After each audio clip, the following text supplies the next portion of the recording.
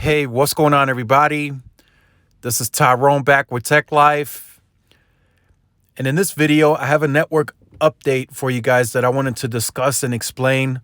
A lot of people have asked me via email over the last few days, what does this mean and how did it so happen that T-Mobile has a lesser network, but they have more macros versus Verizon? So people wanted an explanation on that. So there have been recent estimates that have shown the carrier's macro footprint and size and how many they have. So AT&T leads the way in that regard at 70,000, which is understandable now with FirstNet. Most of their macro grid is really favoring coverage. So they're pushing out, it was 3,300 cell sites on a yearly basis since 2017. Now it's 5,100 starting this upcoming year. Both Verizon and AT&T are anticipated to raise capital investment by $2 billion. So I'll be looking forward to AT&T really capitalizing on that $2 billion increase for their coverage. They're looking to expand and go beyond Verizon's coverage per square mile in the United States' geographical footprint. So that's happening with FirstNet. Like I stated in my predictions video, that's going to be their bread and butter in 21 and forward. That is something that they're going to be able to hold on to dearly, something that they can market, that they are the largest carrier coverage-wise in the United States. Right now, it's at 70,000, and that's going to continue growing through 21 and 22. Now, Verizon is sitting at about 64,000 macro sites. T-Mobile is estimated as a standalone without considering the Sprint sites at about 65,000. They have had more LTE sites during the entire LTE era versus Verizon, but they've always lacked coverage. So people were asking me, how is that even possible?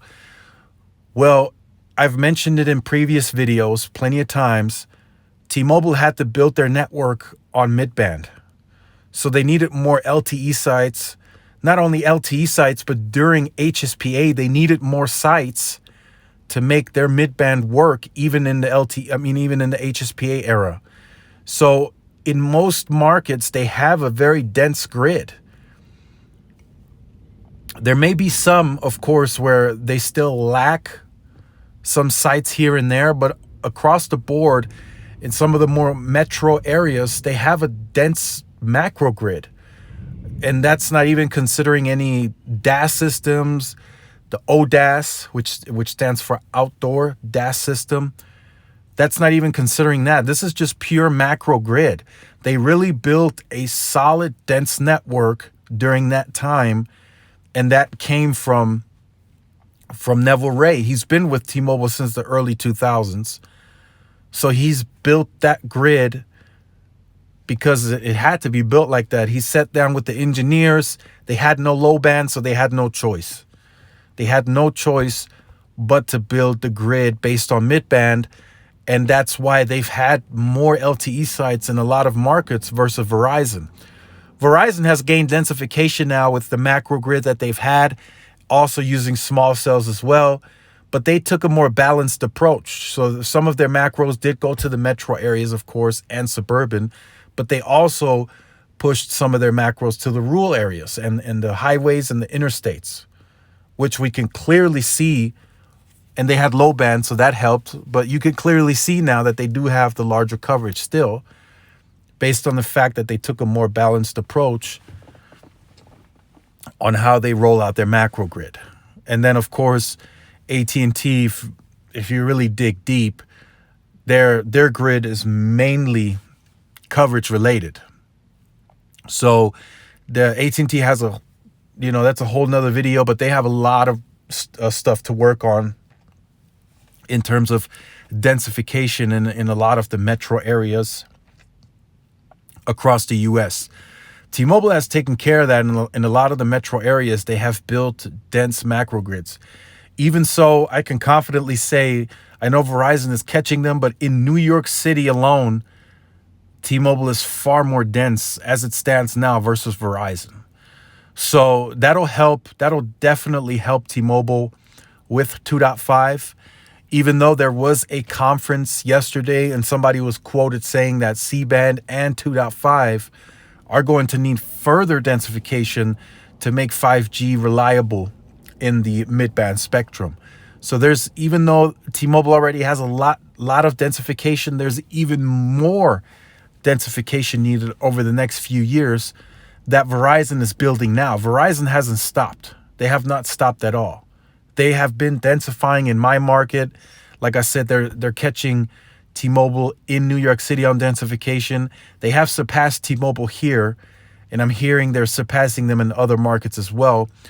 Whereas T-Mobile really stopped densifying and expanding its network in 2017 in favor of the 5G layovers, starting with band 71, and now it's N41 that they're adding to that existing dense grid, which needs to get denser. We need to start seeing N41 on small cells. And then also we need to start seeing them incorporate millimeter wave at some point in time. I know they're stating it's on a case-by-case basis where it's needed, which is fine, but they need to start adding significant amounts of small cells, and it can't be the strand mounts. It has to be the actual C-RAN small cell where you can add the millimeter wave, where you can add the N41. On the strand mounts, I've been asking several engineers, you can't really upgrade the strand mount. It's kind of just there on LTE. I've asked if millimeter wave can be incorporated in it. They're telling me there isn't enough support on the strand mount to add millimeter wave. So it's going to be a very interesting scenario how T-Mobile handles this. The next, from what I'm being told, the next 15,000 sites that are going to be built brand new. So as an overall company now merged with Sprint, they have about 110,000 sites total if you include Sprint. So the synergies that are going to kick in after the fact that the Sprint network has been decommissioned, and then of course T-Mobile no longer has to pay rent for those sites. So about 20,000 of those sites will go to a dish, but those of course will still have to be decommissioned. So right now, if they're active still and working, T-Mobile is still paying a monthly rent for those and backhaul, etc. So once those 20,000 or so go to dish, then T-Mobile will keep about 10,000, which is not a lot. If you think about it on a nationwide scale, that's not a lot of additional cell sites that you're incorporating for densification. That may be a few sites here and there per market. You got to remember the US is big, and some of those 10,000 sites, the keep sites, will be for coverage as well, for coverage gains. Not massive coverage gains, but some coverage gains. So the 15,000 sites that they're building new additionally will be for likely for pure coverage expansion, in my opinion.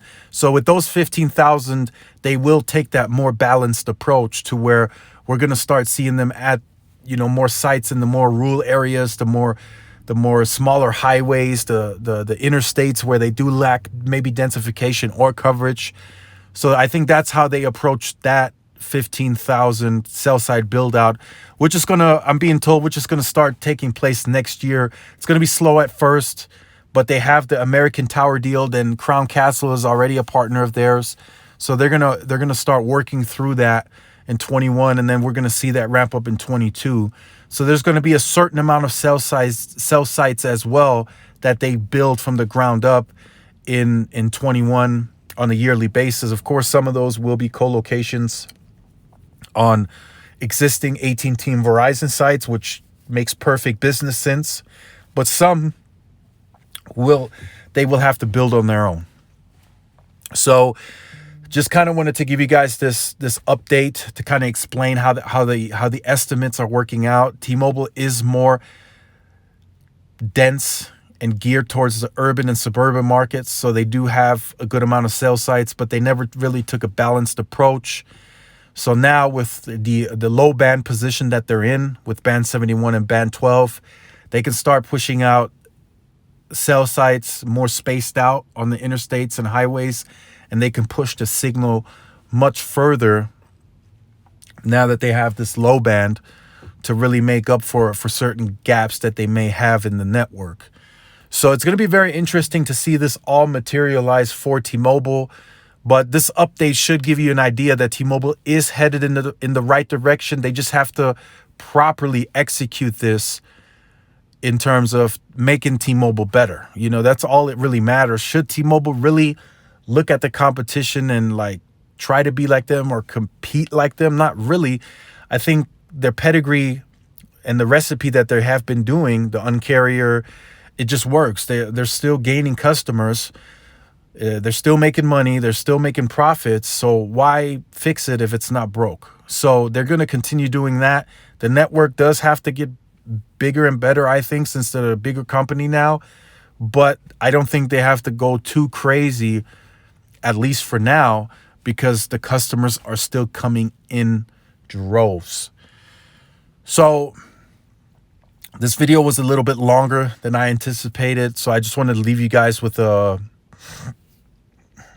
for you that made it through the end of the video, there will be a conference taking place January 6th for T-Mobile.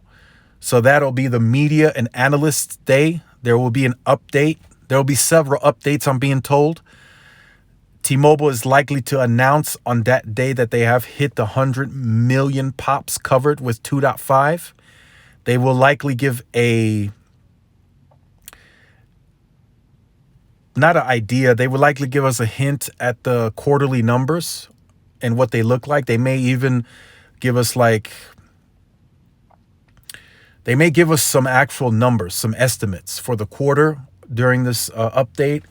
And then they will likely also give us guidance at least through 21 on where they stand and where they think they can go.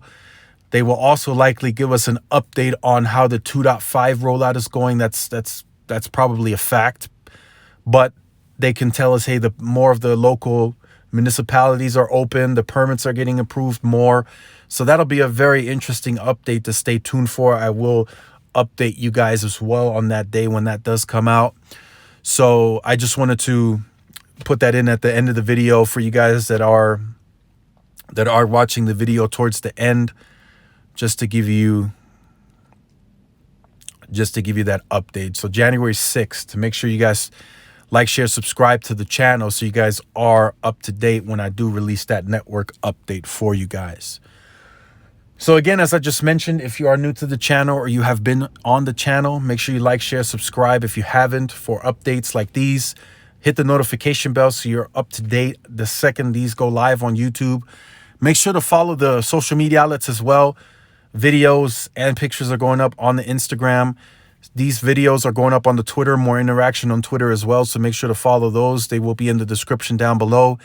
Thanks again for watching. This is Tyrone with Tech Life, and I'll see you guys in the next one. Peace.